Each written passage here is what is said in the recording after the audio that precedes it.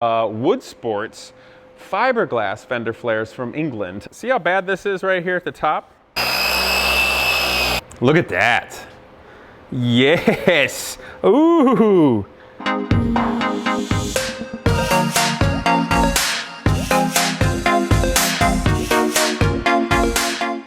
All right, guys, I am continuing the MR2 today because I had some very good realizations relating to this build and the paint that I think will translate to you all in being able to build really nice cars on the cheap and not end up upside down in a project that's way too much. As a note, for anybody new coming to the channel, I hope you subscribe right now. This build, along with all the other ones, are going to be great this year, including the Lycan Hypersport, so please subscribe. Anyway, you guys, I want to show you exactly what I'm thinking, so I'm going to grab the camera and bring it here. So now, I think you all recall, I was thinking of painting it. I wanted to do a Panda type style where above the belt line that's typical to 1980s cars right here, it gets painted white, and then of course you paint your fender flares black. In that circumstance, it's sort of weird that you'd paint weld-on fender flares black, because usually the reason that Japanese cars like that have black fender flares is because they're plastic or fiberglass. So it's kind of funny to do something that's theoretically better and then go for the look of the other. But it does look good. It does have that certain look. Anyway, if you notice, some of you have noticed, the hood here looks much better than it did. That's because I just very quickly did a polish on it to see what I would get. And here's an exact example. I polished this area only for a very, very short time. There, you can see it best right there. That looks quite nice. And then here's the way it was, okay? So the reason I did this is, and there's some funny little like chips in it that you can feel, but you could sort of like wet sand and make it smooth. Anyway, this paint is not that bad. If I buffed on that, which I'm gonna do here, I'm gonna show you that. I'm gonna show you this part here, buffing on it, how quick and relatively easy it is to make it look half decent.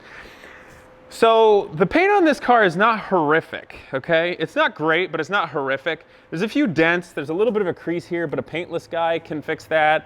I can attach this fender a little bit better than that, no problem.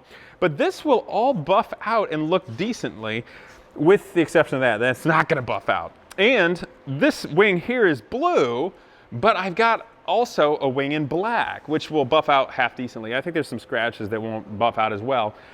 But it'll look pretty good.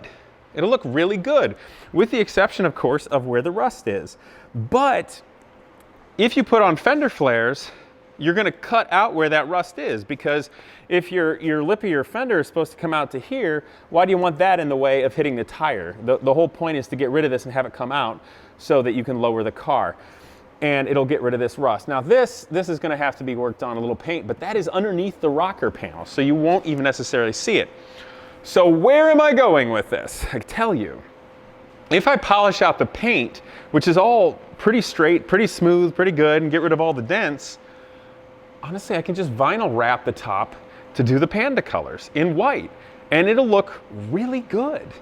The trim here that's all faded, I can quickly scuff that, clean it, and shoot the trim paint black. And honestly, from the belt line up, it's gonna look beautiful if done in the Panda style. Now, if I cut the fender down where the rust is, down here, that's okay. I can paint just that area and prepare it and protect it really well.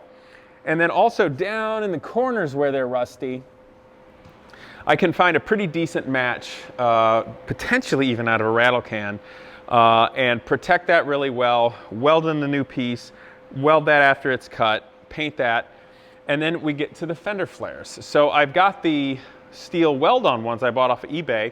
Actually, I went ahead and ordered Woodsport's fiberglass fender flares from England. It's a little business. I'm hoping they still exist because I ordered and paid. And I wrote them an email. I'm like, hey, you guys still exist? Because I'd really like to get your fender flares. That's not what I said. I'm being kind of tongue-in-cheek right now. So I got them, and to be frank, I really like the look of those Woodsport fender flares. They cover everything up really well. And they just give it a cool, sort of that rectilinear, tough fender flare look from the 80s. And what they're gonna do is they're gonna cover up where the ugliness is and bolt in, and if I do a good job of corrosion protecting where they bolt in, all of this paint right here, I'll be able to buff out and then wrap with white vinyl, which is gonna look great without having to paint it. So frankly, guys, by looking at it a little bit differently and realizing, hold up, let's not do the well-done fender flares and going this direction, I'm gonna be able to have a really beautiful MR2 for far less money being put into it, and it's gonna be really a great piece. I'm not wild about those tires. I think I switched to some at some point. Want to clean up the wheels. I really want to powder coat them, but I might just clean them up really well and shoot them a good rattle can, kind of like I did on the Ducati, because you know, you can have a nice car and without spending tons and tons of money. So I want to show you guys buffing it. Now I know this isn't super exciting yet, so here we go. Let's get a good angle so we can see where it's all oxidized. Okay, so this is a polishing type of compound. It's got a bit of a cut to it and a special type of pad to be able to utilize it. So this is actually taking material off and polishing, okay? So what I'm doing right now is actually acceptable in the future if I wanted to ceramic coat this, because the ceramic coating acts like what wax would have done. It's your protectant of the final. So this is really just polishing the paint and getting it down. It's not actually putting on like a waxer type material.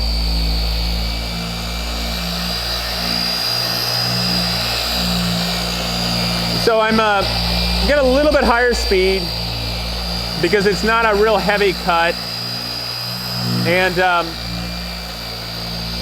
even pressure, taking it slow. If you go like that, it's not gonna help. So just taking it slow.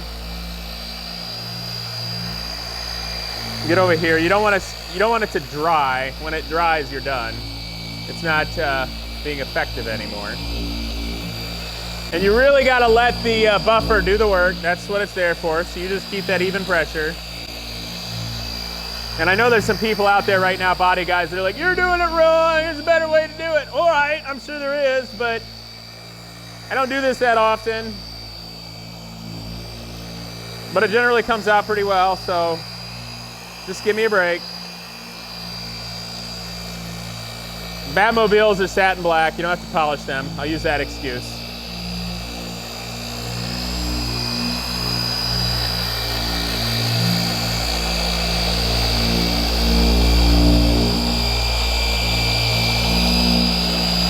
See, that was kind of dry, so it was starting to buff off the dry part. Anyway, so this is a terry cloth towel. It's not that soft, and in some ways a terry cloth towel, if you had really soft paint and it was super well polished, this would actually kind of scratch it up.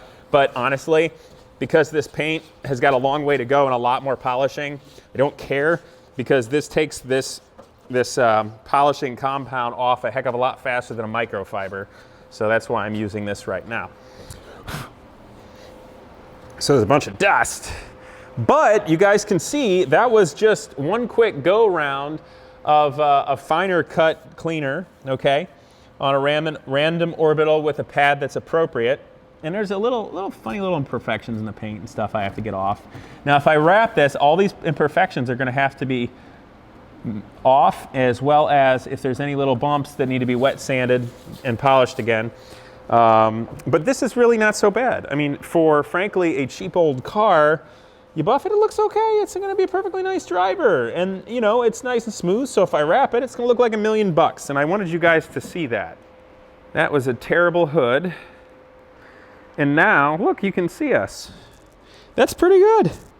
That was a horribly, horribly oxidized area. So this, the reflection you can see right now, hi guys, for just a little bit of effort, this back here, this is the way it looked, and you cannot see our reflection really in it, okay?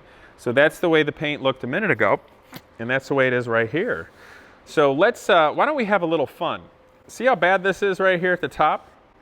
Okay, let's go ahead and buff it for just one moment, and just in one spot. I just want to illustrate to you guys now what can be done. So I think for the sake of space, I'm going to do the buffing in the same area over here on the other side, just to make my life a little easier, okay? So let me move this junk out of the way. Pardon me. Okay, one moment.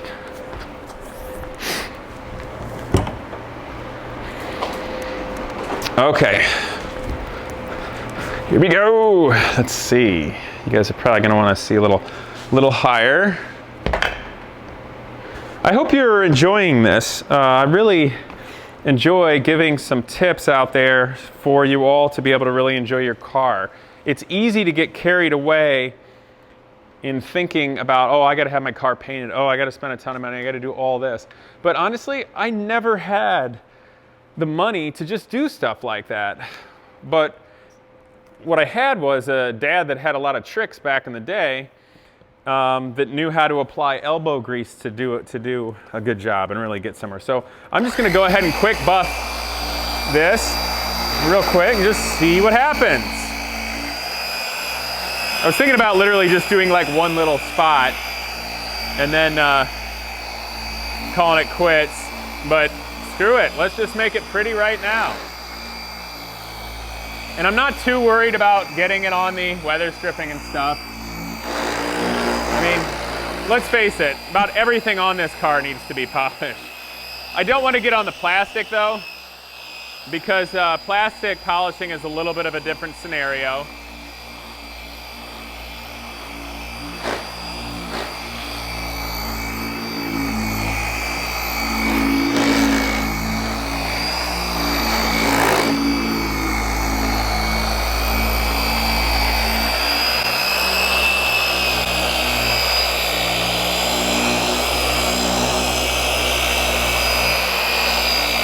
It's like I'm running out of compound a little. I'm gonna slow it down here.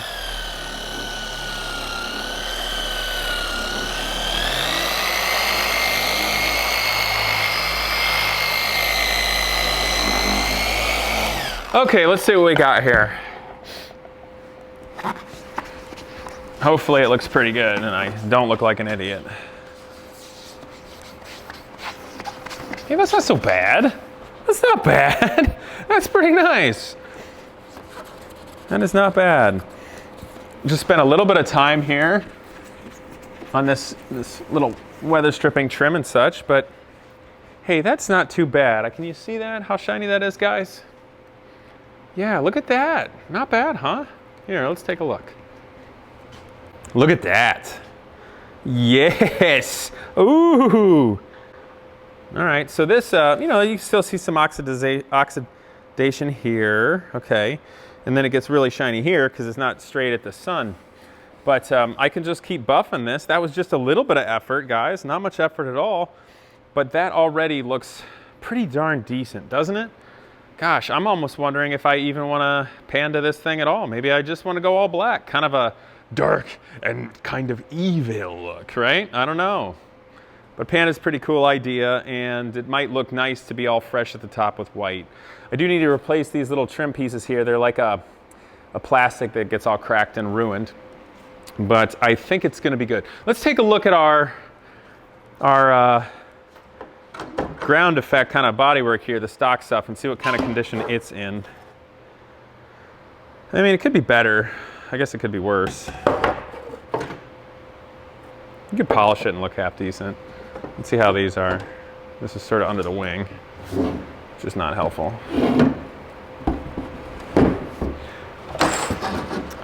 Oh, I see. Sure would be nice to respray that. These would be easy to clean up and shoot a level of primer on them and then get them with some paint. So I'll probably get some paint mixed up for this car. I do know the lower chin spoiler is going to have to be shot, so I can take that off and paint it, and I can also work about those little touch-up areas. So we'll see. I'm gonna keep polishing on it, and I think it's going to end up looking very pretty. I can shoot the trim, and I can get some black paint to touch up these areas, maybe the ground effect, maybe reshoot that wing. But honestly, you guys, I think I might just paint it and go with the black look. Maybe do a little bit of vinyl stripage somewhere, a little bit of red, carry on the exterior. And if I save some money there, maybe what I'll do is I'll take the wheels and get them powder coated and they'll look really nice, get some fresh tires on it. So I hope you guys have enjoyed this, that of course that you'll share it, and I do appreciate your comments, sharing things, you guys reaching out with good tips and just, you know, sending your your support for the project does mean a lot. So we're all doing this together as a community. But in the meantime, also subscribe. I'll see you guys next time. There are many tools, tricks, and products that help me do all these automotive adventures. And one of them is ceramic coating by Avalon King. This stuff literally bonds to the molecular level of your paint to keep that long-lasting shine for years. And better than any old conventional wax literally can. Nobody actually has time for wax on, wax off anymore. So give Avalon King a try. You can go down in the description, buy some. You're going to be glad you did.